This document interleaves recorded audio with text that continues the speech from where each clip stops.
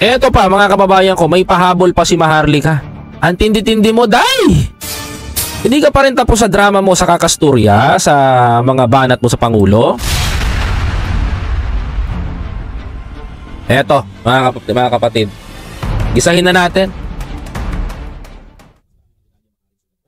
Naglabas si Browner ng statement na hindi daw bubugin sa halip ay dadagdagan ang mga military. Eto mga kababayan ha. Ito na naman po yung pasisinungalingan niya na naman yung sinasabi ni General Browner. Mga kapatid, mas magaling pa po ito kay General Browner mga kababayan ko. Mas malupit pa po ito gumawa ng kwento mga kapatid. Tignan ninyo. Tignan ninyo kung paano ko to ilubog dito. Sige, tuloy. Isang ibig sabihin nito, nataranta kayo, naalarma kayo, dahil alam ninyo na magdudulot kayo ng kaguluhan sa ating bayan. Pinapakalat po nila sa drama na papaaresto daw si Duterte, mga kababayan ko, sa Davao. Tapos, nataranta daw po ang mga Marcos, kaya daw po gagawin nila sa Duterte yon. Ito explanation ko dyan. It's very basic para sa mga nakakaalam ng ganitong sistema. Okay? Number 1, nataranta si Duterte at may tumawag na intel sa kanya dahil bubuwagin daw ang Task Force Davao. Kwento. Walang source. May source, kwento, walang basihan at hindi pa napapatunayan. Second, bumisita si Browner sa Davao. Bakit bumisita si Browner sa Davao? Nagdagdag, naglagay, nagbigay mensahe sa ating mga kasundaluhan upang magkaroon ng tinatawag nating high moral. Yan, hindi ka marunong kasi. Third, bakit pumunta doon si Browner mga kababayan ko? Dahil sa kabila ng girian ng mga Marcos at Duterte mga kababayan ko, pumunta po si Pangulong Bongbong Marcos kanina sa Davao at ang nag-facilitate po nito mga kababayan ko ang ating AFP kasama si General Browner. Protocol. Ano ang trabaho ni General Browner?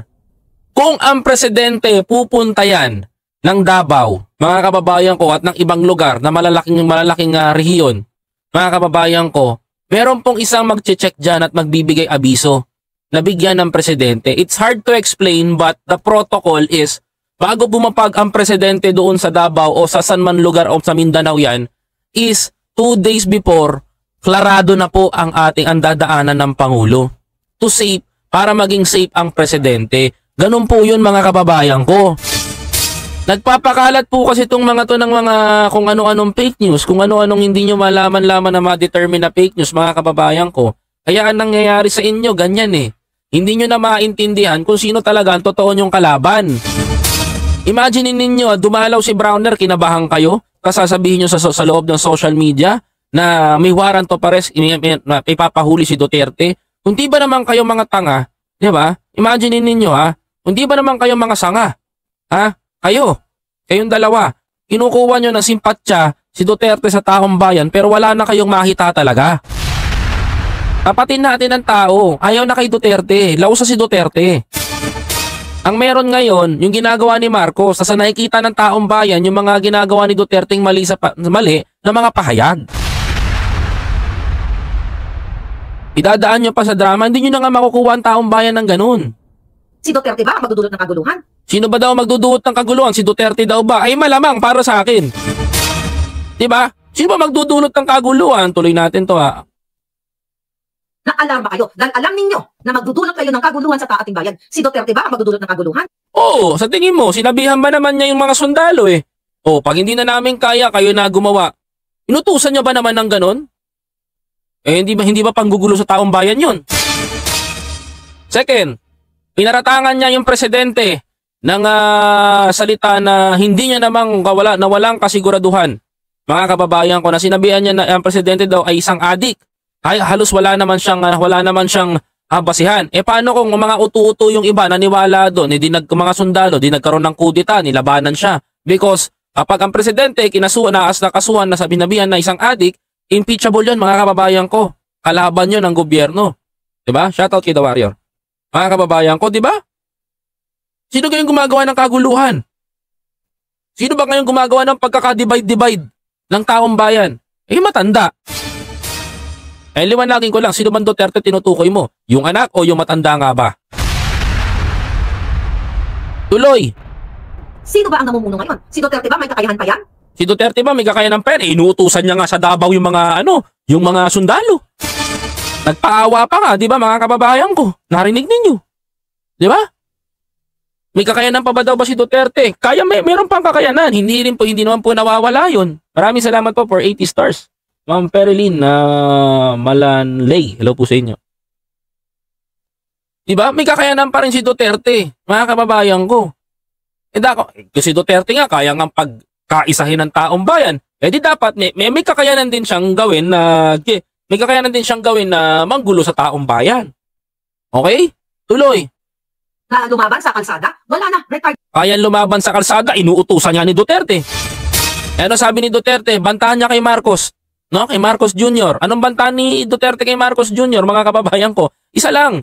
Kung hindi ka makinig sa amin, hindi ka madaan sa aming rally sa aming mga boses, lalabas ka sa Malacanang kagaya ng sa pamilya mo. Ganon niya binantahan si Pangulong Bongbong Marcos, mga kababayan ko. Baka nakakakalimot po ito mga to. Tuloy.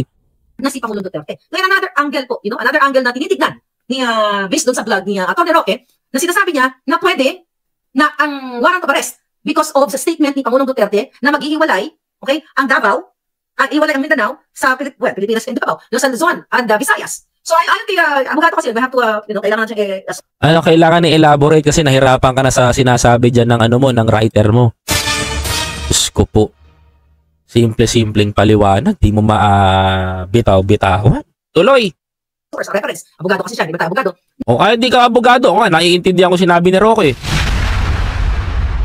Alam mo mahirap talaga i-elaborate ang chismis, Maharlika. Magkaiba ang katotohanan kasi sa chismis Kaya ka nahihirapan Na kung meron ng ganun, let's say for example, ngayon, merong mang ganun. Kanina, accusing ka. Sus!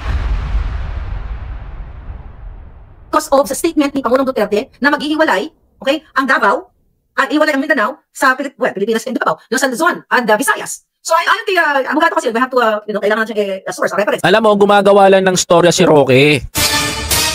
Kung sinasabi niya, mga kababayan ko, hello from Canada.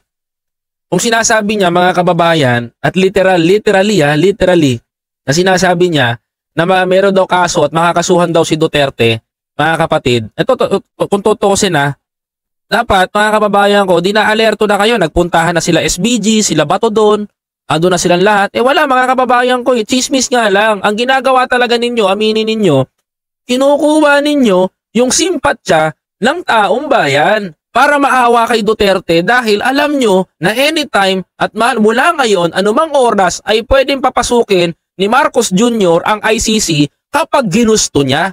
Mga kababayan ko, sa mga tuwid, pag hindi nyo pinatahimik ang bibig ng matanda na yan at napiko ng gobyerno sa inyo, pinatulang kayo sa legal na pamamaraan, mga kapatid, tapos kayo. Ito na lang ang sasabihin ko, Ito na lang ang sasabihin ko doon sa mga tao na nagdumedepensa kagaya nito ni Maharlika na nagbabato ng fake news. Wag kang loloko-loko. 'Yun ang sasabihin ko. Anytime, kung sakim si Marcos Jr. at kagaya siya ni Noy, na pinakulong si Gloria na ganon, kaya rin gawin ni Marcos Jr. 'yon. Mas malala pa ngayon. Kaya kung bakit nakakalabas pa rin niyang matanda at meron pa rin niyang kapayapaan na maggala-gala kung saan-saan at walang iniisip na kaso, mga kababayan ko, it's because of Marcos Jr. Kapag si Marcos Jr. pinirmahan, gumawa ng paraan papasukin ng ICC, swak sa hoblo, yan tatay niyong si Digong. Okay? Dahil sa naniniwala si Marcos Jr. na mayroong pagkakaisa pa rin sa pagitan nila ni Vice President Sara Duterte at sa kanyang kampo, mga kababayan ko, bilang Vice Presidente at Presidente ng bansa, hindi ginagawa ni Marcos Jr. yon kasi respeto pa rin doon kay Inday Sara. Kapatid nyo, alam na alam namin yan. Kaya pag gumawa kayo ng kwento at gusto nyong i-intercept yung i-intercept doon sa sinasabi na okay pa yung dalawa, gusto nyong wasakin at gusto nyong patunayan yon, using ICC, i-provoke nyo ng i-provoke. Mamaya tuyuin yung mga yan. Benggahin kayo. Sapul kayo dyan. Hindi ako, totoo lang naman tayo mga kababayan ko. Hindi naman natin kailangan na puntuhin pa ng puntuhin. But the focus kasi mga kababayan ko, kung bakit hindi nakukulong yan si Duterte, it's because of Marcos Jr. Kahit gustuhin ng mga Ancient departamento na yan, kung hindi pipirma si Marcos Jr., hindi pasok sa oblo yan si Duterte. Agree, mabait talaga si PBBM. Magpasalamat talaga sila, hindi bastos yan.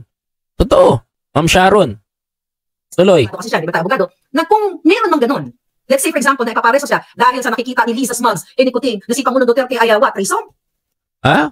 O sa kung nakikita nila, alam mo actually, hindi naman nagiging threat dapat si Digong eh. Alam mo kung tutusin, kagaya na sinabi mo, sino ba talaga ang magulo? Sa palagay ng taong bayan, si Digong.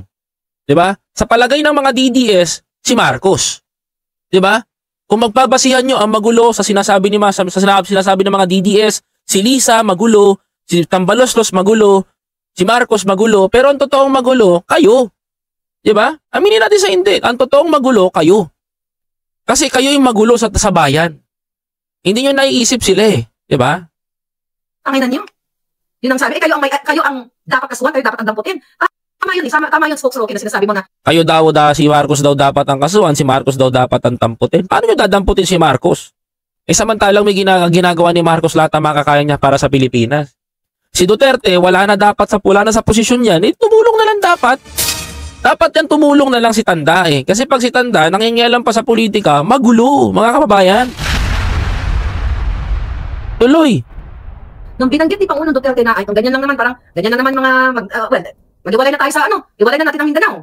At possible yun, ayon kay Harry Roque, kung yun ay dadan sa ICC, pagbubutuhan, di ba?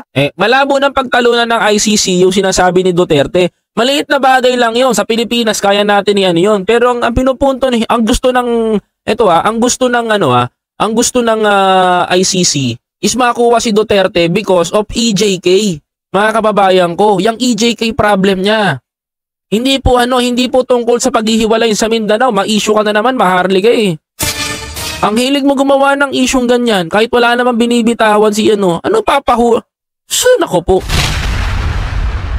Alam mo, dalawa kayo ni Roque, Sablay. Totoo lang, dalawa kayo ni Roque Sablay, to be honest. No? Kahit na anong gawin nyo ngayon, ano man pagpapaawa na ipakita nyo na gusto nyong palabasin na ginigipit ng gobyerno itong matandang Duterte, kaya nagbihimutok kayo ng ganyan sa social media, wala, hindi obra. Nakakaawa ang dating nyo para kayong mga gusgusi nagpapaliwanag ngayon dyan. Diba? Thank you very much, Ma'am Sharon. Tama ako binubuyo lang ng binubuyo lang po ang matanda ng mga DDS kasi alam nilang marami pa maraming pera pag nag-oposisyon sila dahil galitin nila gaya ng pro PBBM. Mamira gaya na. Mamira pa caps lock na ako niyan. Okay lang pa caps lock ka. Ganyan naman diskarte. Alam nyo sa totoo lang, ito palagay ko the more nagigipitin nila ang administrasyon, to be honest, hindi na nakikita ni Sara yung pagtakbo ng presidente for 2028 eh. Ang nakikita ko ganun eh. Hindi niya na plano eh. Wala na sa goal niya na talaga natatakbo siya.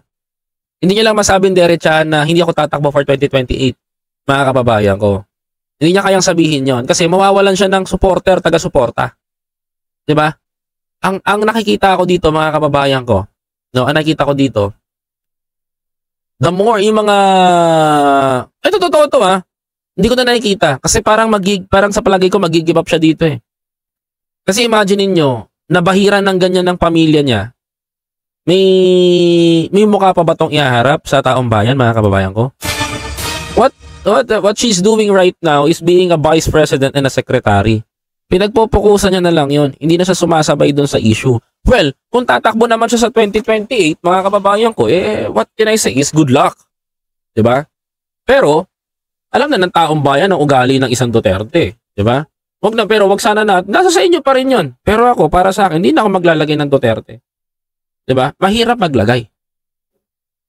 Of course, tatay niya, hindi parehas lang din. Abuso lang naman, abuso at abuso lang naman din yung mga kaibigan. Kasi totoo lang, hindi naman umunlad ang ekonomiya ng Pilipinas way back Duterte days eh. Pinipilit natin paunlarin, suddenly, sablay pa rin yung economic team niya eh. Kanya-kanyang pagpapalawak ng papel, di ba mga kababayan ko? Totoo yung sinasabi nila noon. Kaya nga ang dami na kinabang kay Duterte nung nanalo yan eh. Kawawa ang Pilipinas, mga kababayan. Nakakasura ang pagmumukha ng Maharlika ni Roque. Ako lang kay Roque Ako lang kay Roque. Hindi ko alam kung anong point of view niya, bakit niya binabanata ng ganito si Marcos eh. At bakit niya sinasalansan ng ganito na, ay kawawa si Dugong, kawawa si Duterte kapag ganyan. Parang ang dating nito, parang yung panatiko na, ay makukulong si Digong, kailangan natin mag-rally, kailangan natin mag-vigil, kailangan natin magsalita, kailangan natin magpamidya. Ganun siya. Diba? Ganun siya. Diba? At attention seeker, ika nga nila. O di nakuha niya attention ng taong bayan. O buti na lang mga kababayan ko, mabilis natin na-debunk to. Kung walang nag-debunk dito, sabihin na naman ni Maharlika, ako na naman si Fair Lady, nauuna sa mga balita, hindi lumalabas sa media. Most of your content talaga is di lumalabas sa media, pero recycle ng media yon, ayaw ilabas.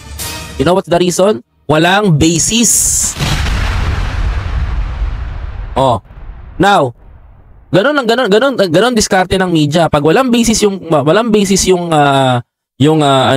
ibabalita nila, hindi nila ilalabas yon. Ba't kami maglalabas diyan? Baka ma-fake news kami. 'Di ba? Ikaw naman, siyempre, vlogger ka, ikaw si Maharlika, the queen of all fake news. 'Di ba? Okay lang sa'yo ilabas yon. Walang problema. Kasi ikaw naman ang queen of all kung si Chris Aquino, queen of all talk show, ikaw naman, queen of all fake news, mga kababayan ko, ang reyna ng mga kasinungalingan. Igagrab mo yon. Kaya kung sasabihin yung media, hindi inilalabas. Tandaan mo, meron niyang fact checker, meron niyang mag-check at napakaraming pagdadaanan bago ilabas sa TV. Unlike sa'yo na kahit walang basis, kahit walang ebidensya, nagayaw-yaw ka sa social media, boom ka na. Yun. Galit sa DDS vlogger ang mga supporter ni PRRD BP Sara laban kay PBBM. Alam ng mga vloggers na maraming pera ang opposition. Correct, di ba? Sa tingin, kung tutusin, kung loko-loko lang ako, talagang puposisyonan ko sila kasi meron naman talagang doon. Di ba? Pero hindi naman natin ugali yun. Hindi natin gagawin yun. Di ba, mga kababayan ko? Tayo naman, nabubuhay naman tayo sa magandang ginagawa natin. Hindi natin sila kailangan tularan. Yun lang ang gusto ko sabihin sa taong bayan, mga kababayan ko. O, sabi pa dito, EJK actually maraming nagsulong ng kaso noong while the Duterte sitting the president. Paano nakasama si PBBM doon? Correct. Wala talaga siya doon. No to Duterte, never again. Ay nako, dinagdagan na. Ayan. Hindi sa akin galing yun, nasa kanila.